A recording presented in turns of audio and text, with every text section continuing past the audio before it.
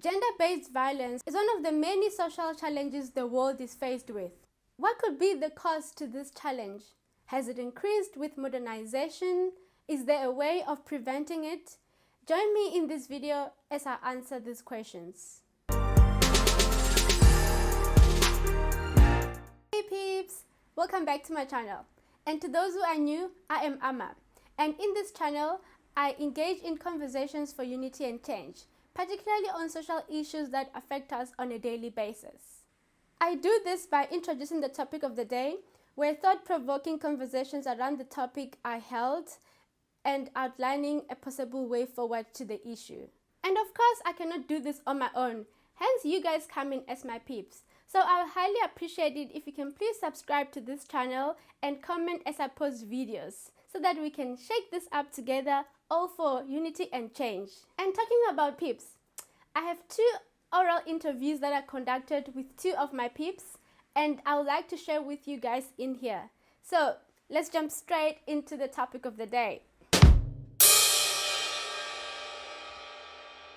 And oh, I'm actually shooting this video on a very cold and rainy day, hence I'm wearing this onesie.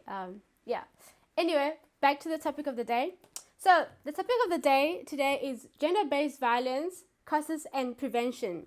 I am sure we are all aware of the gender-based violence that has been circulating on our news channels. I came across one incident that happened in Lesotho not so long ago. This is where a man raped his own daughter. And so one of the elder male figures in that community had this to say.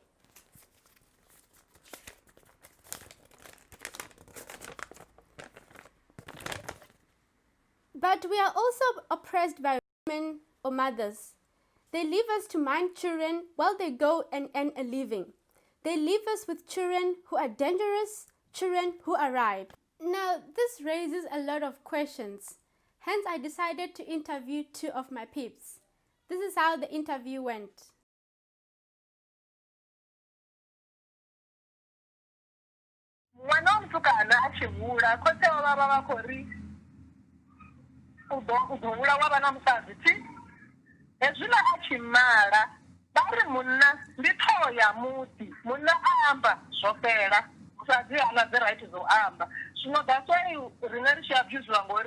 Wala mutukana ula nezvila thoni zvori ene ndiye boso uya fu boso zvabo kuita zvino wafuna ngamufumakazi and abati tova vachimanga vakeguru vachirari nevafumakazi ufumuna chipadazwa kuzeka anytime umupe avana ndavari kana wanota kana walora kana uri nini zvona zvinotika muta uchineti rina rijerwi petu.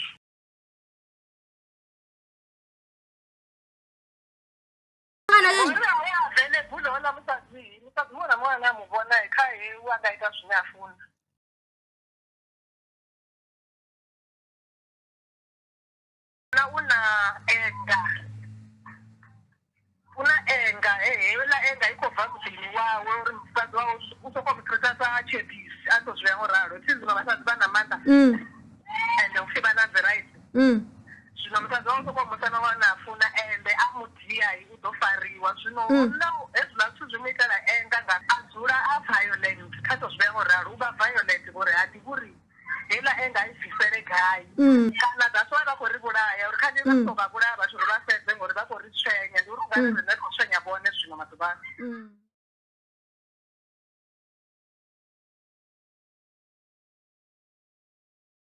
Men are feeling like they're being belittled, or they feel like their place as the provider, the protector, is now under threat in courts. I should say in courts, under threat because of the very fact that also the woman is now going into the workforce. So I strongly believe because of that aspect and the way societal expectations and the economy is run, and what's been happening is now is that the masculine or the male figure is now playing out that tension or that frustration towards women, which is very wrong.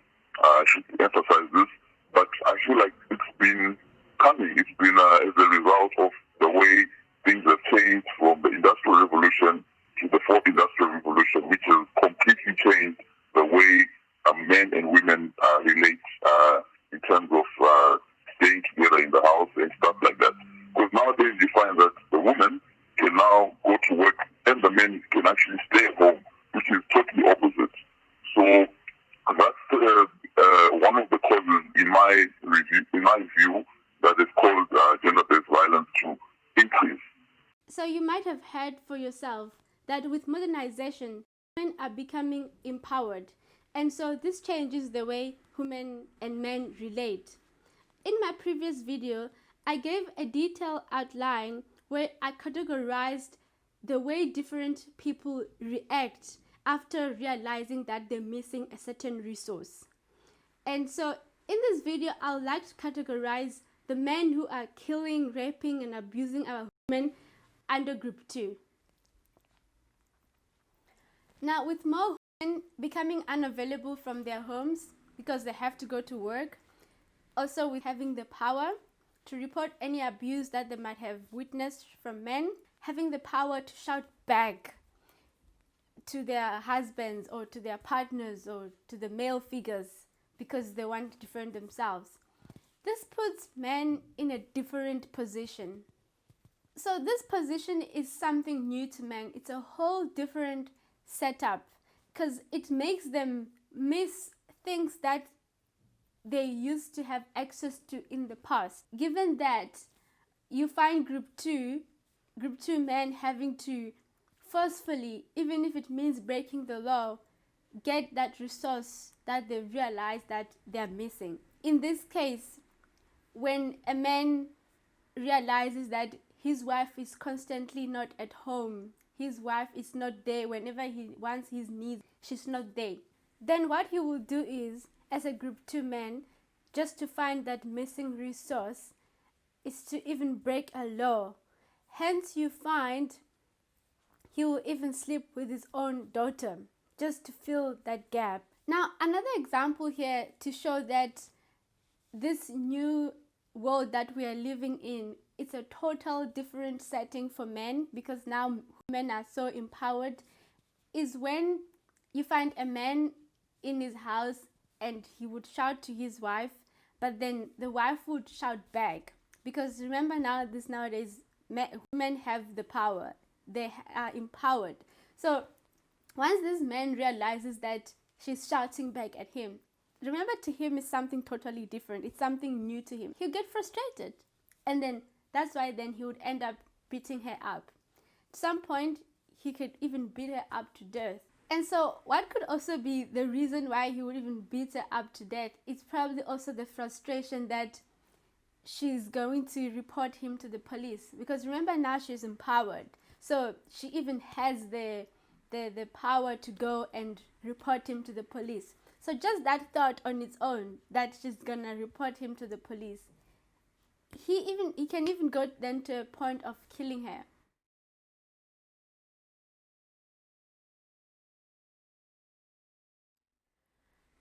What if we decide to take a few steps back, where we can allow all men to express their feelings on how they found the new shift, a shift where now men are not the only bosses, because now they have to share their role as bosses, and to some extent some men have to work under women.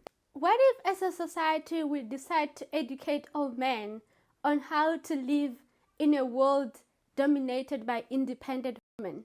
What if as a society we decide to open doors such as police station doors, where men can go and report whenever they feel like they're being abused by women?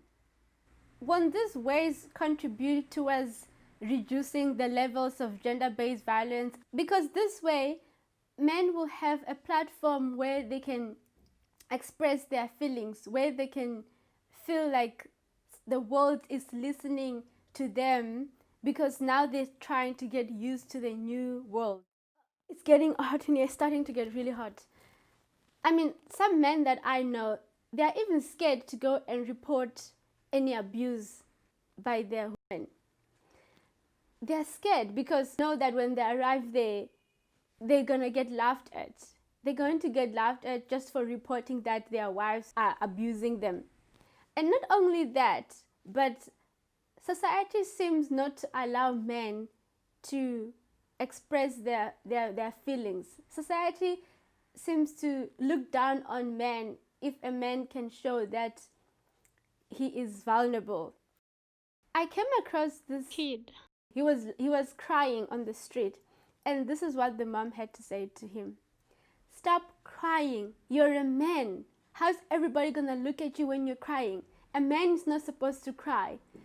And I'm thinking, but I thought men are human beings. And as human beings, it is in our nature to cry. It is in our nature to express our feelings. And so that on its own, it's something that needs attention. So could it be because group 2 doesn't seem to know where to release these frustrations that they have inside them, and hence they happen to release these frustrations on killing us, on raping us, on abusing us? And also, what if group 1 and 3 men call out on all group 2 men to share with them their tips on how they remain sane during this period? Now, this brings me to the question of the day. What do you think could be the causes to gender-based violence, and how do you think we could go about preventing it? Please leave that on the comment section below. And if you've enjoyed this video, please remember to like it, and I'll highly appreciate it if you can please subscribe to my channel and to turn on your post notifications so that you could be the first one to be notified when I post a new video on conversations for unity and change. Till Amma and Peeps meet again in a week's time. Bye!